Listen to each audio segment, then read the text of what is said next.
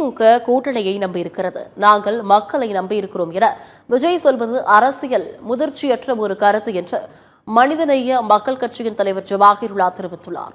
அரியலூர் மாவட்டம் ஜெயங்கொண்டத்தில் செய்தியாளர்களை சந்தித்தவர், மத்தியில் ஆட்சி செய்து கொண்டிருக்கும் பாஜக சர்வாதிகாரி தரத்தை பல்வேறு வடிவங்களில் நிறைவேற்றி வருகிறது என்று குற்றம் சாட்டினார்.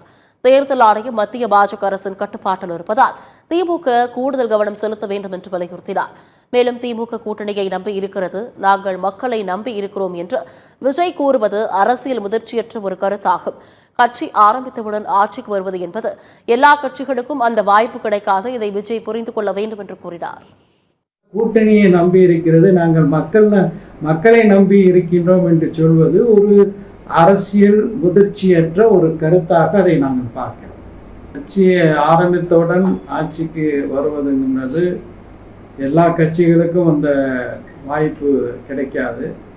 திராவிட முன்னேற்ற கழகம் இன்று ஆளுங்கூடிய கட்சியாக இருக்கின்றது என்றால், அதே போல அதிமுக கடந்த காலங்களில் ஆளுங்கட்சியாக இருக்கின்றது என்றால், அதற்கு முன்பு பல தேர்தல்களை அவர்கள் சந்தித்திருக்கிறார்கள். உள்ளாட்சி மன்ற தேர்தல்களை சந்தித்திருக்கிறார்கள், இடைத்தேர்தல்களை சந்தித்திருக்கிறார்கள்.